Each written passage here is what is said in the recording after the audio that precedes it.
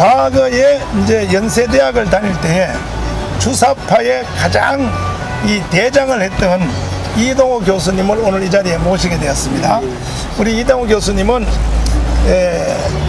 주사파의 대부라고 하는 심지어 그 임종석 그쪽의 그룹을 가르쳤던 분입니다. 그러니까 원래 이 주사파들은 두께가 원체 두꺼워서 표면적으로 앞에 와서 막 하는 그 임종석 김수경 이런 사람들은 그 행동대원이고 그 밑에 언더에서 실제로 북한의 그 간첩의 지시를 받아서 이것을 전체를 이끌어가는 핵심 지휘부가 있는 것입니다. 거기에서 이제 한 분으로 활동하셨던 이동호 교수님을 이 자리에 모셨습니다. 우리 박수로 한번 하겠습니다. 아이 교수님 감사합니다. 아니 저는 뭐 그냥 지지방문하라고 지지방문이야? 아니 갑자기 교수님 예? 제가 그 일단 시국 선언한 거 보셨죠? 아 예 그럼요. 저도 그날 왔었지 않습니까? 네 그렇죠. 예, 예. 근데 우리가 이 문재인을 하야시킨다 해도 예. 사실 저는 더 큰 걱정이 이미 그 45년 8월 15일 해방된 후로 그 남노당의 세력들이 땅속으로 들어갔다가 그들이 다시 이제 주사파로 부활을 해가지고 대한민국을 다 먹었어요. 내가 볼 때. 이걸 어떻게 해결해야 되느냐. 이거 문재인 하야보다가 사실 더 큰 문제인데 이걸 제가 좀 한번 상의하기 위해서 오늘 이 자리에 좀 제가 오시라고 했습니다. 일단 안 시키도 하러 오라 줄 알았고 갑자기 뭐 이렇게 또 방송을 우리 교수님은 내가 단식 하루 하는 거 빼드릴게요. 그 대신에 저도 이 해야 시간에 되는데 짧게 전 국민들이 한눈에 딱 들어올 수 있도록 오늘 저하고 이 토크를 한번 잘 해주셔야 되는데 일단 주사파라는 게 뭔 말입니까? 그것부터 한번 우선 목사님 말씀드렸습니다만 주사파란 주체 사상을 신봉하는 일단의 공산주의 그룹을 말합니다. 그러면 주체 사상이 또 뭔 말입니까? 주체 사상은 그 북한에서 김일성이 만들었다고 주장하지만 얼마 전에 그 탈북했다가 한국에 돌아가신 그 황장엽 씨가 만들고 그다음에 그것을 김정일이 그것을 그 북한의 이데올로기로 그러니까 지배 이데올로기로 만든 그래서 이제 주체 사상으로 형성됐습니다. 그러면 그 내용의 알맹이는 뭡니까? 주체 사상은 몇 가지 첫 번째로 철학, 그 다음에 사회 역사관, 그 다음에 그 혁명론, 그 다음에 수령론 이렇게 나눕니다. 그럼 몇 가지예요? 한 4가지 정도로 하죠. 그러니까 주체 철학이 있고요. 그 다음에 사회 역사관이 있고, 그 다음에 혁명론이 있고 남조선 혁명 어떻게 할 거냐. 그 다음에 주체 영도수를 해가지고 수령을 어떻게 모시고 우리가 그 길로 갈 거냐. 그런 한 4가지 정도로 구성이 되어 있습니다. 그때 그 교수님이 저한테 작년에 저한테 가르쳐 주실 때 목사님 주체 사상 어렵게 생각할 거 없습니다. 간단합니다. 사람에게는 2가지 생명이 있는데 하나는 부모로부터 받은 육체의 생명, 생물학적 생명, 생물학적 생명이 있고 또 하나는 정신적 생명, 사회적 생명, 정치적 생명 이러한 그 생명이 있는데 요것은 육체의 생명은 부모님로부터 받았고 정신적 생명, 정치적 생명, 사회적 생명 요것은 수령님이 준다. 그렇게 저한테 가르쳐 주셨는데 그 육체적 생명이 부모로부터 왔다는 건 우리가 다 아는 얘기고 아니 어떻게 우리의 정신적 생명, 정치적 생명, 사회적 생명은 수령님이 준다. 어떻게 그런 사기를 쳐요? 이제 그건 이제 이렇게 이해할 수 있습니다. 그거는 그 수령론 부분에 나오는 주체의 혁명론, 수령론 중에 나오는 부분인데, 그래서 아까 제가 목사님 말씀하신 것처럼 우리 인간의 생명은 유한하지 않습니까? 생명은 60년, 많게는 100년 유한한데, 그래서 지금 이제 김일성이나 이 일파에서 주장하는 것은 사람이 훨씬 더 소중한 게 있다. 그것은 그거는 사람이 자유를 누리고 그러려면 뭔가 정치적 생명, 정치적인 그게 중요하다. 근데 그 정치적 생명이라는 게 존재하고 가설을 만드는 거죠. 그리고 그 정치적 생명은 수령이 준다라고 이야기하는 겁니다. 그러니까 그래서 그 인간은 그 생물학적으로는 유한하지만 그런 그 정치적 생명이 대를 이어서 진행하니까 인간은 영생한다. 그래서 이제 사실은 그 기독교 신학에서 따온 변종이죠. 그러니까 악마의 사상이죠. 그래서 왜 그 전에 우리 그 김정일 때인가요? 그 북한에 그 응원단이 와가지고 그 비가 올 때 뭐 이렇게 수령 초상화가 밑에 맞아요. 깔려 있으니까 펑펑 울었잖아요. 울고 난리나. 네, 우는 건 이제 그들이 태어날 때부터 내 부모보다 내가 자유롭게 살고 이 자연을 극복하면서 살고 또 이 사회 정치적인 자유 어떤 그런 생활하는 거는 수령이 준 건데 그 수령의 초상화가 깔린 건 안 된다라고 해서 울었던 거거든요. 그래서 그들은 실제로 정말로 그렇게 믿고 있어요. 그건 이제 교육의 효과인데 그게 지금 북한의 수령론의 실체입니다. 그러니까 이게 하나님 대신이죠. 그러니까요. 난 교회 이제 목사인데 그러니까 기독교에서 역시 마찬가지로 육체의 생명은 뭐 부모로부터 온 것은 다 아는 사실인데 우리 교회에서는 영적 생명은 예수님이라고 하거든요. 그럼요. 예수님이 내 속에 영적 생명으로 와 있다. 그 자리에 예수를 빼버리고 김일성이 수령을 집어넣은 겁니다. 이런 개자식 이 세상에. 그러면 김일성 이놈이 모든 인간들의 정신적 세계를 지가 지배하겠다 그 뜻이네요, 이놈이. 이제 그렇게 해서 이제 논리적으로 이렇게 그들은 설명합니다. 그 뭐 예를 들면 뭐 주체 역사관에서 인간은 뭐 자주성, 창조성, 의식성을 지니고 있다. 그래서 인간은 스스로 살려고 하고 내용은 좋아요. 그 다음에 그 어떤 창의적인 것을 만들려고 하고 그 다음에 인간은 정신을 지니고 있는 그런 존재다. 그런데 이제 이렇게 이야기 거기서 이제 그럼 그렇다면 되는데 근데 그 존재가 사회적 제약 때문에 그러니까 계급 예를 들면 가진 자의 그 지배 때문에 그런 것들이 제대로 발현되고 있지 못하다는 거예요. 세상에. 이걸 발현하려면 수령의 지도가 필요하다는 거죠. 그래서 거기서 이제 수령이 나오는 거고 그래서 그 수령이 지도해야만이 인간이 그런 세계 자주성, 창조성, 의지성을 가진 정말 존재로 나아가게 되는데 그걸 누가 주느냐? 그걸 수령이 준다는 거예요. 세상에. 그 이론을 만든 사람은 황장엽 씨가 만들었어요? 아니 그거는 황장엽 씨는 이제 자주성, 창조, 의지성을 갖고 있는 존재라는 이야기했는데 그 수령론을 만든 것은 북한의 그 이데올로그들입니다. 그러니까 김정일의 지시를 받은 북한에도 뭐 그런 철학자들이 많으니까 그렇지. 그것을 뒤에 보태가지고 수령론을 그게 이제 정통적인 이제 칼 마르크스의 공산주의하고는 전혀 다른 거죠. 다른 거죠. 왜냐하면 칼 막스는 그런 걸 믿지 않습니다. 그렇죠. 믿지 않고 뭐 그러니까 그 러시아 같은 경우 뭐 좀 더 나가서 뭐 레닌이든 그다음에 스탈린이든 적어도 수령이 생명 준다까지는 안 하고 뭐냐면 인민 대중들이 뭔가 정치로 각성하려면 당이 필요하고 당을 리드하려면 수령이 필요하다 정도인데 여기는 거꾸로 여기서 수령이 이제 생명을 준다고 거꾸로 그 수령을 숭배하도록 그래서 수령을 위해서는 결사홍위하고 총폭탄이 되라. 총폭탄이 돼서 그 내가 총이 되고 내가 폭탄이 돼서 수령을 결사홍위하라는 것들이 거기서 나온 거죠. 그러면은 국민 여러분 저도 이게 주사파를 이해하려고 제가 애를 많이 썼는데 아무리 책을 읽어봐도 또 물어봐도 전문가한테 물어봐도 이게 제가 그래도 책 꽤나 읽은 사람인데 이해를 못 하겠더라고요. 근데 이도 교수님을 만나서 드디어 제가 이거 알게 됐습니다. 간단합니다. 다시 정돈하자면 인간에게는 두 가지 생명이 있다. 하나는 부모로부터 받은 육체의 생명, 그건 당연한 거죠. 근데 인간에게는 또한 생명이 있다.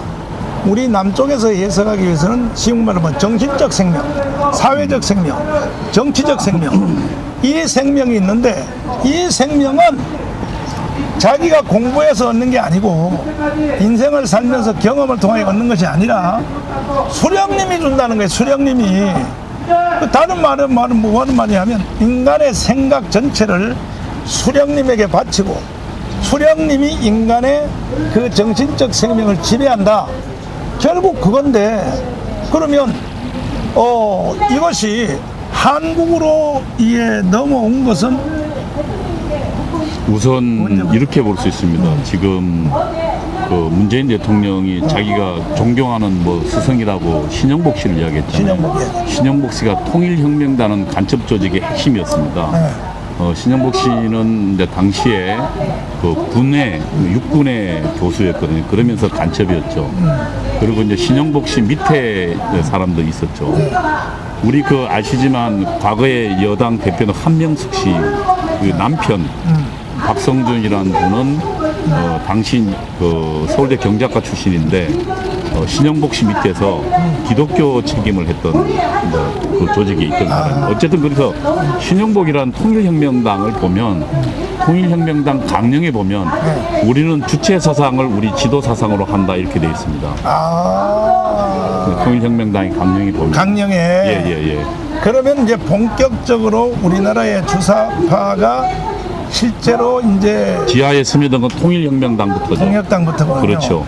그러면 이제 그 전에 있었던 이제 그 좌파라든지 그 전에 있었던 공산주의자들은 뭐 남로당이나 뭐 역할이 다른 그렇죠. 당들은 그것은 이제 쉽게 말하면 저 보라파에 있는 그 전통적 막스 레닌주의. 막스 레닌. 거기서 갈라지는구만요. 그런데 이제 북한도 네.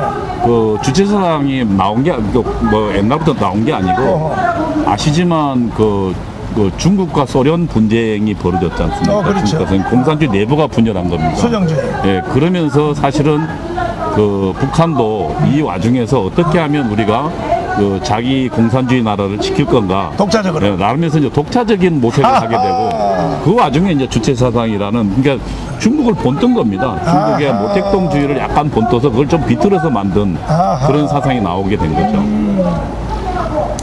그러면 우리 교수님은 그 대학의 몇 학번입니까? 아니 제가 이제 원래 나이는 좀 있는데 군대 갔다 와서 연대 들어가서 연대 들어갔어요. 예. 들어가서 누구한테 포섭됐습니까? 맨 처음에는 저는 이제 원래는 이제 목사가 되려고 들어갔다가 그래요? 예, 신학과에 들어갔으니까 아이고. 그래서 이제 들어갔는데 네.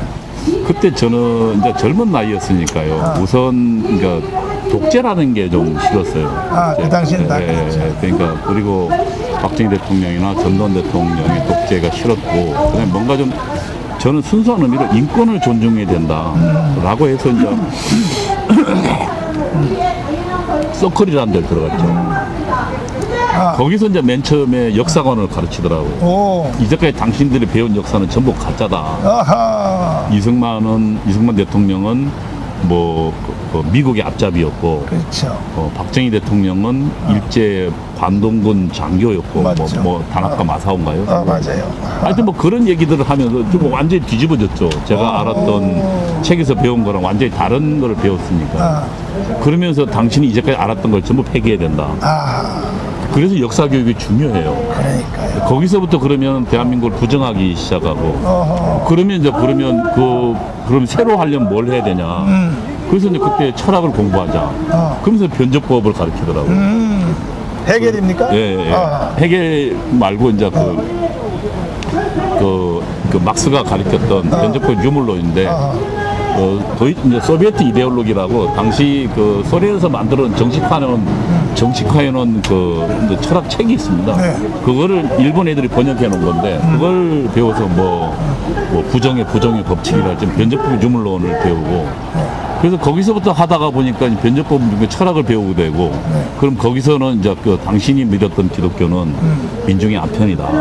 왜냐하면 우리 지금 민중들은 착취를 당하고 있는데 종교가 그 착취 현실을 깨닫지 못하게 한다. 그러면서 뭐 천국을 사실은 이 세상을 천국을 만들어야 되는데 그 종교나 목사님들이 말이야 그 천국은 하늘에 있다 하면서 이 세상을 내버리게 한다. 그러면서 당신이 믿는 종교는 잘못된 거다. 그래서 우선 종교를 버리게 하고. 그러니까 저도 참 큰 잘못을 많이 저질렀는데 우리 이제 신학과에 멀쩡하게 왔던 후배들 그래서 그 기독교 버린 친구들이 많아요. 저도 참 하는 게 큰 죄를 지었는데 어쨌든 그래서 이제 신앙을 멀리하게 하고 네. 그 다음에 배웠던 게 이제 혁명론을 배우죠. 예. 중국의 혁명 어떻게 됐나, 러시아 혁명 어떻게 됐나, 제3세기 혁명은 어떻게 됐나, 혁명론 배우고 그 다음에 한국 혁명 어떻게 할 거냐. 네. 그래서 계속 나아간 게 나중에 주체사상까지 네. 나아가게 된 거죠. 네. 그러니까 이제 그 우리 교수님한테 그때의 그 주체 사상을 가르친 그분의 이름은 못 밝히죠. 그러면 이름은 말 안 해도 그분은 전향했나요, 안 했나요? 그러니까 지금 여러 친구들이 있는데 우선 제가 박성준 씨랑 3년 공부한 적이 있어요. 이야, 박성준이가 누굽니까? 한명숙 씨 남편이요. 그분한테 3년을 공부했어요. 홍역담, 예예, 홍역에. 간첩이구만. 내가 보니까 이도 교수님이 간첩이야 그 당시. 왜냐면 저는 당시 북한이 이제 지령하는 것들을 나는 혁명 전사로서 충실히 수행이 된다고 믿고 있었기 때문에. 그러니까 그 간첩이 아니라 스스로 간첩이 되고자 했고, 스스로 간첩. 그리고 스스로 김일성의 충실한 전사가 되어야 된다고 믿었던 사람이에요. 그러면 교수님은 그때에 직접 북한에서 내려온 간첩을 만난 적이 직접 만난 적은 없어요. 예. 그러면 교수님을 가르쳤던 박성준 씨 그분은 간첩하고 접속이 됐다고 느껴집니까? 근데 저는 잘 모르지만 네. 어쨌든 뭐 민감한 문제잖아요. 네. 왜냐하면 증거가 없으니까. 증거 없으니까. 하나는 분명히 이야기할 수 있습니다. 당시는 직접 간첩이 아니더라도 북한이 방송으로 지령을 했습니다. 그래서 저희 연세대학교만 하더라도 방송을 그러니까 몰래 듣는 팀이 5개 팀이나 있었어요. 이야, 그러니까 5개 팀이 24시간 그 방송을 단파 라디오를 이제 가지고 듣고 거기에 나오는 투쟁 구호 지시들을 성실히 수행했으니까 그러니까 이거를 확인해 보려면 알면 87년도 88년도에 그 당시 이제 방송에는 한국민족민주전선이라는 게 있습니다. 그게 이제 북한의 대남혁명 지도부인데요. 거기 나왔던 그 투쟁 구호들, 그 전략 전술들이 그 전대회변화 이 지하 조직에서 그대로 시행합니다. 말 그대로요. 그래서 사실은 간첩이 딱히 필요가 없어요. 왜냐하면 방송으로 이미 다 우리가 지시받고 있고 그리고 구체적인 투쟁 방향들 다 하고 있는데요. 뭐. 그러면 뭐 저 북한의 단파 라디오 지시받은 사람들은 그게 간첩한테 지시받는 것 같네요. 스스로 다 그 북한의 수령이 되기 그 수령에 충실한 혁명 그 뭡니까 그 전사가 되기로 작정했고 뭐 아시지만 당시 그 전대 핵심 지도부들 뭐 그리고 그 임종석 씨가 있던 그 자민통이라는 그 조직도 뭐 매일 아마 전사에 그 다짐을 했던 걸로 알고 있어요. 그 주사파의 물을 마셨다. 저 사람은 자기도 모르게 주사파의 물을 마셨다 하는 제1 증거를 주한미군 철수를 주장하는 거 보면 안다. 여기 대해서 어떻게 생각하십니까? 우선 뭐 제가 지난번에 우리 목사님 그 성명 발표하실 때 그 주사파의 몇 가지 특성들을 말씀드렸지만 우선 첫째는 반미입니다. 반미. 예. 왜냐하면 그 혁명론에 나와 있어요. 오. 우리의 지금 혁명론은 그 북한의 혁명론은 자주 민주 통일로 이야기합니다. 3대 투쟁이라고. 자주는 반미 자주입니다. 그 다음에 민주는 반파쇼 민주. 그래서 뭐 지난번 제가 설명드렸지만 국가보건법 폐지하라. 그 다음에 그 공산주의자들 양심수니까 석방해라. 그 다음에 뭐 국정원 없애라. 그 기무사 해체하라. 그 다음에 경찰의 뭐 공안 경찰 없애라. 뭐 그런 것들을 주장하기에 이제 민주고 반파쇼 민주고. 그 다음에 통일은 연방제 통일을 말하는 거니까 그게 주사파 특성이에요. 그러니까 지금 어쨌든 반미를 주장하는 친구들이 이런 제가 볼 때는 주체사상에 아직도 벗어나지 못한 친구들이고 또 하나는 그 특성들이 여러 가지 있는데 그 다음에 보수 세력에 대한 증오입니다. 증오.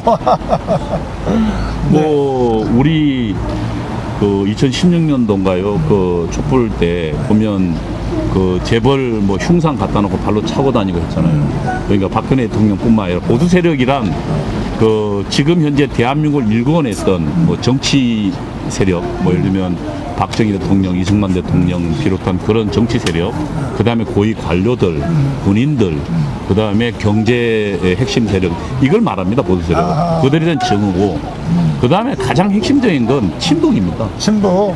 왜냐하면 그 주사는 주체 사상은 북한에서 온 거니까, 그리고 북한의 수령을 마음속에 받아들였기 때문에 기본적으로 북한 쪽으로 기울일 수밖에 없어요. 그래서 세 가지 특성, 반미, 친북, 그 다음에 보수 세력에 대한 증오, 이 세 가지의 잣대를 들여대면 그 사람이 주체 사상에 여전히 물들어 있는 거 아닌가를 판단해낼 수 있을 겁니다. 그렇구나. 당연히 거기에 따른 또 곁다리 북한의 핵무기에 대해서도 뭐 친북 이야기하면 북한은 무조건 옳다고 주장하잖아요. 네. 뭐 그럼 거기 도대체 이야기가 뭐 있어요? 북한의 핵무기는 이유가 있다고 주장하지 않습니까? 그렇죠. 그 북한의 핵무기를 걔들 선전 문구를 보면 핵무기 딱 보면 우리의 목표는 명확하다. 서울, 도쿄, 뉴욕 딱 이렇게 돼 있거든요. 걔들 선전해. 그런데도 여전히 그걸 빼고 북한의 핵무기는 미국을 겨냥한 것이고 우리는 안 쏜다고 거짓말하잖아요. 거짓말하죠. 그리고 걔들은 미국이 자기를 압박하니까 북한이 살려고 만들었다라는 식으로 북한 편을 들잖아요. 또 3대 세습에 대해서 3대 세습의 이유가 있다는 거 아닙니까? 뭐냐면 그 사람이 훌륭하고 그만큼 북한 인민을 애쓰고 지도하는 그런 이번에 보니까 뭐 주사파들이 향림교회에 모여가지고 김정은 수령의 위대성에 대해서 학습하는 모임을 만들었더만. 기가 막히는 거예요. 교회 안에서 그 짓을 하고 앉았어요. 교회 안에서. 향림교회는 사실상 그 북한의 주사파들의 진지가 돼버린 거죠. 이야, 참 정말 난. 그리고 뭐 백두칭송 위원회를 만들고. 거기 보면 그들이 3대 세습을 뭐라 그랬냐면 그 위대한 수령의 그 혁명 정신과 그걸 이어받은 그 사람만이 수령이 될 수 있는데 그 지금 김정은은 겸손하고 혁명에 현신적이고 그렇게 주장하지 않습니까? 귀엽다 그래. 귀엽다고 이제 젊은 애들 김정은 어떻게 생각하니까 귀엽잖아요. 이는 자식들이 정말. 그래서 주사파는 그 세 가지 잣대로 볼 수 있을 겁니다. 그럼 그렇게 본다면은 이제 오늘 핵심에 대해서 뭐냐면 문재인 대통령은 주사파입니까 아닙니까? 과거 말고 지금 현재. 아까 제가 이야기했지만 세 가지로 보면 적어도 분명한 의심의 여지가 있습니다. 한대점이. 왜냐하면 여전히 지금 우리가 이야기하지만 지금 지난번 한미 군사 합의를 보십시오. 북한은 지금 핵까지 위협하는데 우리 국민들에게 그 핵의 위험성을 이야기하지 않아요. 근데 대통령 국가원수는 가장 책무가 뭐냐면 국민들의 생명과 재산을 지키는 건데 그러면 이제 북한의 핵을 가지고 우리 위협하고 있으면 가장 먼저 해야 될 게 이 핵이 어떻게 대항할 건가. 지금 그 핵이 만약에 서울에 떨어진다면 약 500만 명이 죽는 걸로 나와 있어요. 핵 한 발에. 그 위험성을 간과하고 그리고 지금 북한이 예를 들면 요구하는 지금 그 서해안 해안선 지금 무너뜨렸죠. 거기다가 지금 그 휴전선 부근에 우리 경계 다 허물어뜨렸잖아요. 그리고 북한이 지금 들어오는 진경로에 있던 우리 그 장애물 다 하고 그다음에 그 기동 7군단 이래가지고 북한이 공격하면 그 뒤에 있는 7군단이 이 7군단은 그 기동부대로 돼 있거든요. 그래서 탱크로만 돼 있는 부대가 이 부대가 북한을 진격해서 북한을 무너뜨리고 돼 있는데 그 지금 7군단을 허문다는 건 뒤로 빼버리고 후방으로 완전 빼버린다는 거예요. 그러면은 북한이 가장 무서워하는 반격을 하지 못하게 만든다. 이런 몇 가지 사실을 보면 저는 그 문재인 대통령은 그 대통령이 국가원수를 해명해야 돼요. 본인이. 기가 막히네요. 그리고 또 하나는 지금 그동안 보면은 우리는 지금 북한이 해외에서까지 문재인 대통령 보고 북한의 스포크맨이라고 이야기하지 않습니까? 대변인이라고. 무슨 얘기냐면 지금 북한에서 지금 고통당하고 있는 북한 주민들 그들의 인권적 참상에 대해서는 그리고 약 20만 명의 정치인을 수용할 수 있다는데 이들에서는 한마디 이런 방구도 없고 북한을 괜찮은 지도자라고 그러니까 전 세계 사람들의 피난을 받고 있잖아요. 그리고 북한은 지금 이상 편들고 있고 우리 그 북한의 위협은 과소평가하게 만들고 있고 이게 지금 저는 친북성이 아니고 뭐냔 말이에요. 전 그런 면에서 정광 목사님이 지난번 성명에서 말했던 건 저는 명백하게 맞고 정광 목사님 해야 될 일 하고 계신다. 감사합니다. 아유, 별 말씀. 근데 문재인 대통령이 이미 선거 과정에서 공약사항 중에 고려 연방제를 주장했거든요. 낮은 단계 연방제. 낮은 단계 연방제. 어떻게 생각하십니까? 그 연방제란 우리는 뭐 아시지만 남과 북이 하나 되는 거로 생각하는데 그렇지 않습니다. 아, 남쪽의 공산 정권과 북한 정권이 하나 되는 겁니다. 그러니까 남쪽의 보수 정권 하나 되는 거 아니에요. 아하. 연방의 대상이. 아하. 그래서 그걸 우선 첫 번째 아셔야 될 거고, 그 다음에 또 하나는 낮은 단계란 북한은 그러니까 공산주의로 가기 위해서 사실은 지금 바로 공산주의 갑시다 하면 지금 자유민주주의 세계에 있는 많은 국민들이 거기에 동의하겠습니까? 안 하죠. 그러니까 한 단계를 만드는 거예요. 국민들을 속이기 위해서. 그래서 연방에 가기 위해서는 우선 첫 번째로 이 대한민국에서 그 재산 몰수 안 한단 말이야. 몰수는 재벌만 하겠다. 대기업, 공기업하고 재벌들만 재산 몰수하고 나머지는 다 두겠다. 그래서 국민들을 안심시키는 거예요. 그리고 그 다음 단계로 이제 그 공산주의로 가겠다는 거죠. 그리고 또 이제 연방도 또 자꾸 우리가 연방을 폭로하니까 그러면 연방에 전제 조건이 있거든. 주한미군 철수나 뭐 여러 가지 조건이 있는데 그것도 지금 당장 그 설득하기 어려우니까 그럼 주한미군 철수하지 않고 네, 남한의 공산 정부와 우리가 그러면 낮은 단계로 해보자. 뭐 그런 거 속임을 쓰죠. 그 말장난도 잘하네. 공산주의 기본은 속임입니다. 속임이야. 네, 왜냐하면 그들의 전략은 명백하거든요. 우리 대한민국을 그 공산주의로 만들겠다는 거고 북한의 영향력, 그러니까 그들의 수령 영향력을 두겠다는 거기 때문에 그러면은 그들의 목표를 위해서라면 나머지 모든 것을 할 수 있어요. 그들은 양심이 뭐가 없거든요. 왜냐하면 혁명의 대의에 봉사하는 것이야말로 최대의 도덕이라고 그들은 생각하기 때문에 그들의 양심이 무너져요. 공산주의 오래 가지고 있습니다. 지금 그렇게 보시면 그 주사파의 전문가로서 또 한동안의 주사파의 최고의 그 경지에서 북한 간첩 바로 밑에서 지휘를 했던 그 정도의 있었던 분으로서 지금 대한민국 전체 공간에 주사파가 점령하고 있는 것이 뭐 표현할 수는 없겠지만 몇 프로 정도 보십니까? 우선 그 전에 황장엽 선생이 돌아가시기 전에 공개적으로 한 게 있습니다. 한번 그 언론에 찾아보세요. 그 대한민국에 남한에 활동하는 그 예를 들면 그 고정간첩. 예, 한 5만 명 수준이 된다고 이야기한 적이 있거든요. 그리고 뭐 아시지만 그 이제 주사파라는 것은 단계가 있습니다. 혁명가가 직접 북한과 연계된 사람이 있을 거고 그 사람이 영향력 하에 있는 사람이 있을 거고 그렇지. 또 거기에 또 뭐 포위된 대중들이 있을 거고 그래서 몇 가지 한 4단계로 나누기 때문에 전체적으로 보면 어쨌든 주사파의 영향력은 지금 현재 대한민국 뭐 예를 들면 그 좌익 세력 전체로 보면 굉장히 많은 수에 달하죠. 얼마 왜냐하면 정도 대충 어느 정도? 지금 이 와중에서도 지금 더불어민주당을 지지하는 사람도 있잖아요. 그리고 민노당 그 다음에 또 그 전에 통합진보당 지지했던 사람 있잖아요. 그들이 한 10% 되거든요. 10%.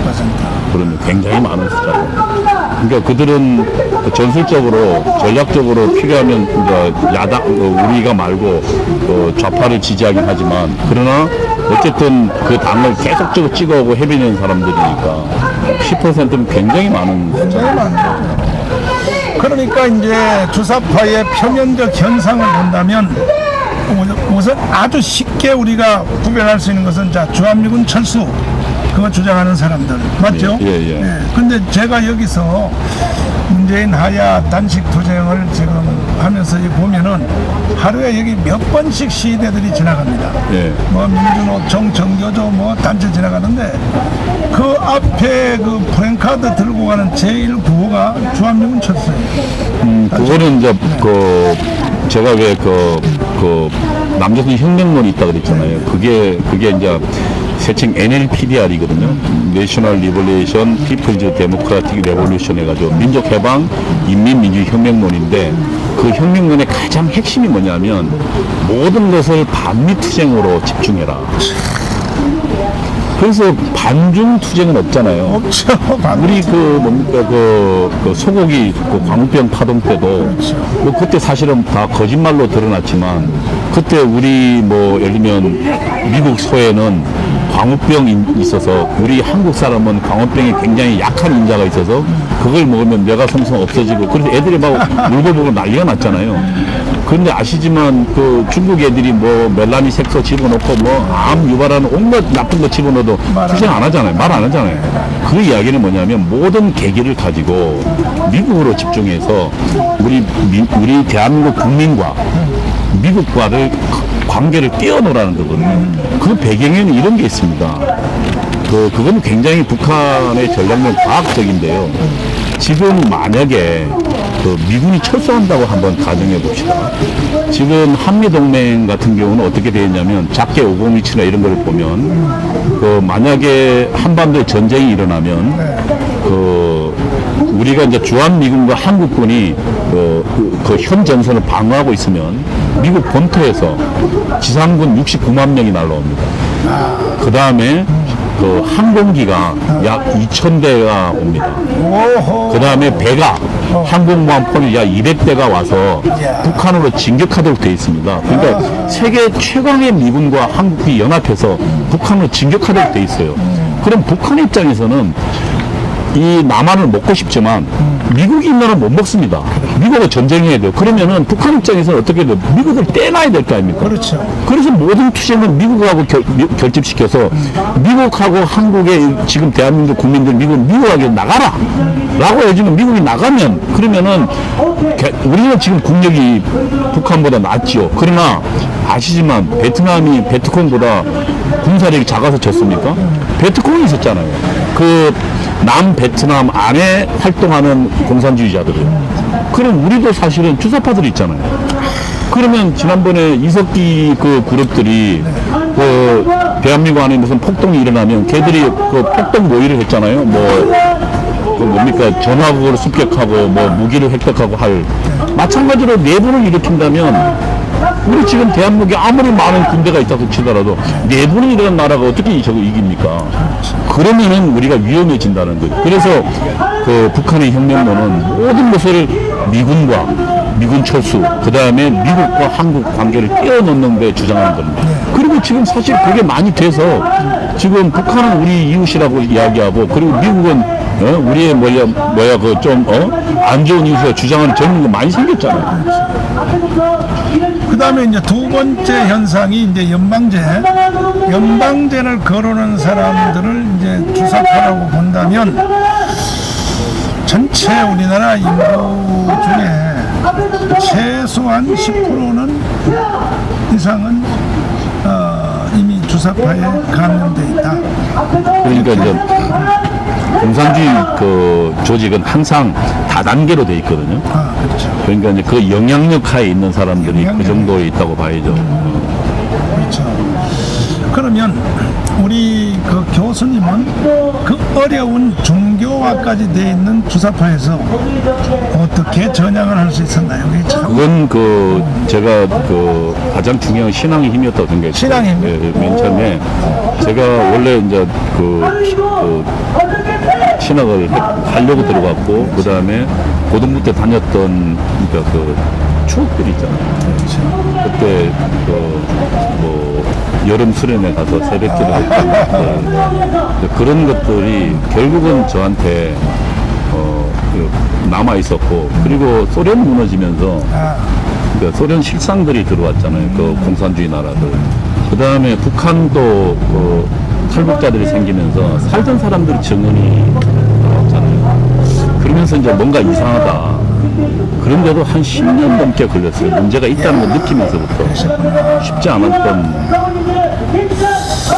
주사파에 이미 벌써 젖어 있는 사람들이 거기서 나올 수 있는 제일 좋은 방법은 결국은 신앙이라고 말했습니다. 그건 인류 역사의 사상사 중에서도 결국은 기독교적 사고방식, 그 다음에 하나는 이제 공산주의적 사고방식인데, 제가 여기 지금 이 운동을 위해서 여기 앉아있다 보면 많은 여기에 지지 방문자들이 오시는데 그 중에 상당한 다수는 거의 기독교인들이에요. 그렇죠. 네, 그러니까 기독교인들이 역시 이 정확히 보는 거예요. 제 분별력이.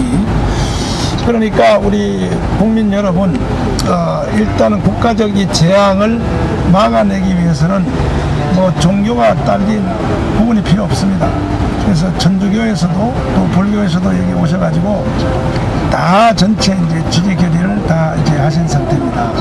마지막으로 우리 교수님께서 이제 이 현재 지금 대한민국의 주사파 나라가 된 사회가 된 이런 상태에서 이걸 어떻게 해결해야 된다고 생각하십니까?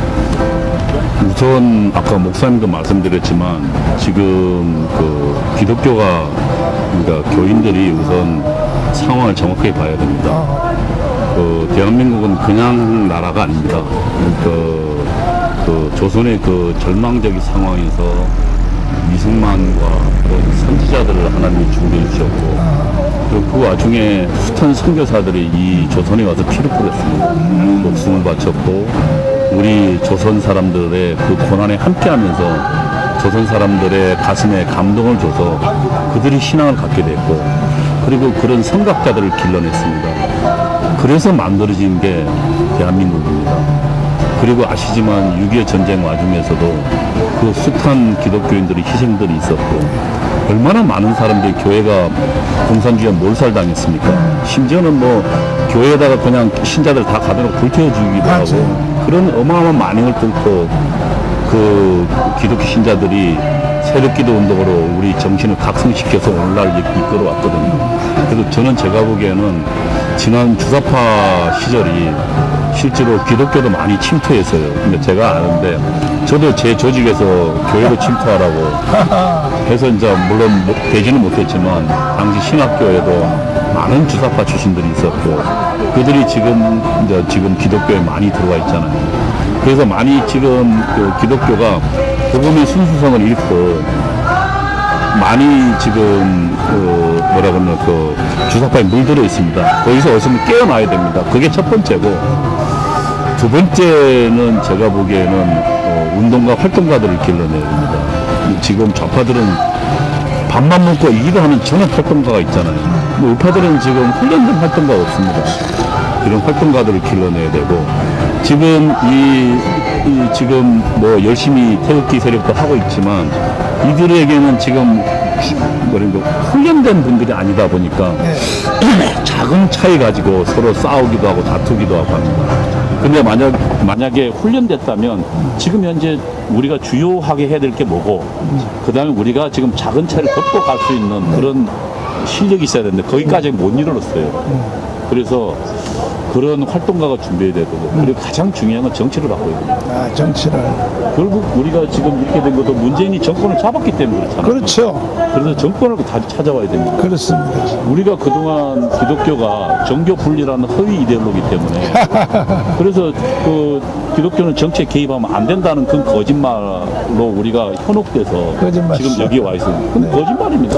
네. 그동안 아시지만 신자들은 그 정치가 잘 되기 위해서 기도해야 되고 그렇지. 무지 목사님처럼 나서는 걸 용기 있는 선지자들 역할을 생각합니다. 네. 그래서 저는 그런 면에서 어쨌든 정치가 바로 갈 수 있도록 해야 된다. 그 세 가지 과정을 거쳐야만이 될 거고 저는 가장 큰 거는 기도해야 된다고 생각합니다. 아, 네. 그런데 이제 결국은 문재인 대통령이 자기가 원하는 속도대로 잘 안 될 경우에는 극단적인 조치를 할 수 있다 하는 이러한 저희들이 걱정을 하고 있는데 그건 결국은 뭐냐면 쿠데타 하는 것처럼 김일성이 북한에 들어올 때 하는 것처럼 모 대통령처럼 이걸 결국은 물리적으로 연방제로 가려고 예를 들어서 뭐 군대를 동원한든지 그럴 가능성은 없을까요? 근데 저는 그런 두려움이 있지만 저는 이렇게 생각합니다. 우리는 지금 자유민주주의에서 벌써 70년 이상 살았습니다.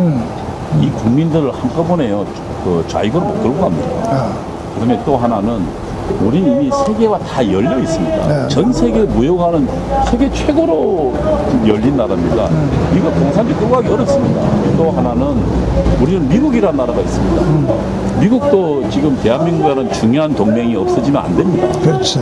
지난번에 그 ACU 관계자들이 한국에 왔었습니다만 그들 입에서도 우리는 당신 옆에 있을 거다라고 주장한 이유는 미국도 한국이란 중요한 맹방이 필요합니다. 그래서 그런 측면에서 볼 때 정말 두렵긴 하지만 그러나 저는 적어도 그렇게 함부로 가지는 못한다. 그리고 알지만 군인들 내 우리 자식들이 다 있잖아요. 함부로 그렇게 끌고 가지는 못할 거다. 그럼 이런 말들은 어떻게 생각하십니까? 자, 1000명 죽이고 1000명은 외국으로 추방하고 나머지 3천만 명. 네, 1000만 가지고 데리고 산다. 그런 말 들어보셨죠? 예, 그 김정일이 한 얘기입니다. 그거 어떻게 생각하십니까? 김정일이 아마 자기 간부들을 가지고 남한 혁명했을 경우에 그 1000만 명 죽이고 1000명 외국으로 내보내고 지금 4천만이니까 그렇죠. 2천만 데리고 가면 된다 이야기했다고 그러는데 저는 그거는 이제 뭐 최종적으로 걔를 잡았을 때인데 저는 우리 국민들에게 우리가 각성을 시킨다면 그리고 이런 좌파들의 실체 그들의 거짓과 그 기만과 위선과 악마성들을 우리가 잘 설명한다면 우리 국민 또한 돌아올 거라고 믿기 때문에 그런데 저는 이렇게 생각합니다. 운동가는 너무 그러니까 뭐라 그러나 그런 극단적인 생각에 머물면 안 됩니다. 왜냐하면 지금 내일 모레 망한다면 전부 도망갈 국민하지 누가 이렇게 싸우겠습니까? 희망은 적어도 이 와중에 우리는 뚫고 나가는 희망이 있어야 거기에 젊은이들도 오고 하지. 그래서 저는 극단적 사고는 운동에 전혀 도움이 안 된다. 그리고 물론 대비는 하겠지만 그럴 가능성은 그렇게 크지 않습니다. 하나님이 살아계신데 네, 근데 지금 당에 관계하고 있죠? 예. 어디입니까? 네, 서대문을 지금 당협위원장입니다. 어디요? 저 더불어민주당? 아니요, 자유한국당. 자유한국당? 어떻게 거기 당협위원장? 예. 그러면 이제 4월 15일 내내 선거하셔야 되겠네요. 예. 어떻게 가능성이 있습니까? 어떠세요? 뭐 어쨌든 지금 가장 중요한 건 수도권 선거잖아요. 네, 그렇죠. 수도권 선거는 결국은 분위기가 가장 중요하거든요. 우리 황교안 대표랑 그다음에 우리 국민들이 얼마만큼 이제 문재인 가지고 안 되겠다라고 깨닫는 거에 따라서 되리라고 봐요. 그렇군요. 저희들은 정치하신 분들 보면 너무 답답해. 뭐 남의 집 불구경하는 것처럼 말이죠. 보고 있다가 어떻게 자연적으로 운동장이 기울어지면 그 위에 올라타서 뭐 한번 해볼까. 우리는 그렇게밖에 안 보이거든. 근데 이제 정확하게 보셔야 될 게 목사님. 네. 앞장서서 싸우는 분들이 있고 또 그다음에 중간에 가는 분도 있고 뒤에 따라오는 사람도 있습니다. 어떤 일들이든가. 2016년도 제들의 촛불을 보십시오. 그때 문재인이 앞장서지 않았어요. 민주노총이나 좌익 그룹들이 먼저 앞장서고 그 다음에 문재인이가 쫓아왔거든요. 그리고 정권을 잡으니까 결국 자신의 본질을 드러냈지만 그래서 대중 정당은 싸우긴 싸우지만 목사님처럼 왜냐면 그들은 다 선거를 치러야 될 사람들이기 때문에 그러면 전부 다 나한테 맡기겠다 이 말이죠? 그 이야기는 아닙니다. 저도 제가 여기 나와서 열심히 말씀드리는 것도 저는 투쟁의 일환이라고 생각합니다. 하여튼 간에 열심히 한번 하십시오. 예, 목사님. 저희들도 열심히 하겠습니다. 그럼요. 오늘 이게 바쁘신 중에 이렇게 와 주셔서 주사파가 뭔지에 대해서 가장 한국에서 설명을 명쾌하게 해주시는 분이 이동호 교수님이십니다. 앞으로 꼭 성공하시기를 바랍니다. 별 말씀입니다, 목사님. 고맙습니다. 이 목사님 투쟁에 저도 하여튼 마음속으로 기도하고 있습니다. 감사합니다. 목사님. 고맙습니다.